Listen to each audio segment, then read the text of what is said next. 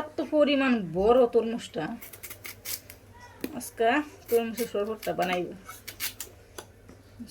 তরমুজের শরবত বানাইয়া আপনাদের দেখাইব। এই তরমুজটা কিন্তু অনেক মিষ্টি, অনেক মিষ্টি তরমুজটা।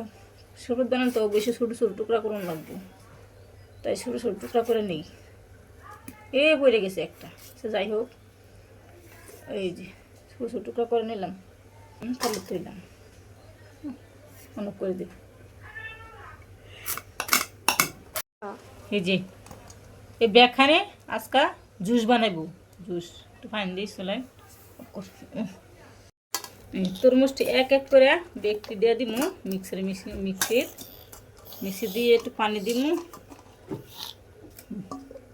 দিয়ে দিচ্ছি। এই যে উপর এই যে পরিমাণ মতো পানি দিয়ে, তো পানিটা তো বেশি দিয়ে দেন না, ওরকম একটু ভালো এমনি পানি উঠবো। তাই এখন স্বাদ মতো লবণ দিব, চিনি দিবাম, লবণ না চিনি দিব। মিষ্টি এমনি মিষ্টি, এত বেশি চিনি তার একটু কমই চিনি দিবাম, যে পেটটা ঠান্ডা হয়ে যাবে। চিনি এত দিলাম না, চিনি এমনি মিষ্টি অনেকটা। দেখতে অনেকটা সুন্দর দেখা যায় না, অনেকটা সুন্দর দেখা যাচ্ছে।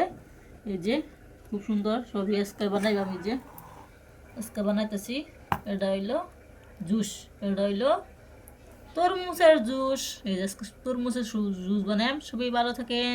তরমুজের জুস বানাই আবার তোমার দেখাইতেছি।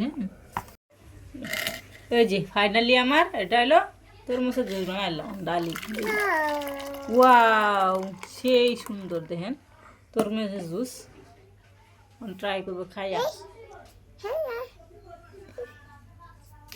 খাওয়া যাক। এই যে তরমুজের জুস, তরমুজের জুস এখন খাবো আমি। দেখা যাক কিরকম লাগে। অবশ্যই খাই।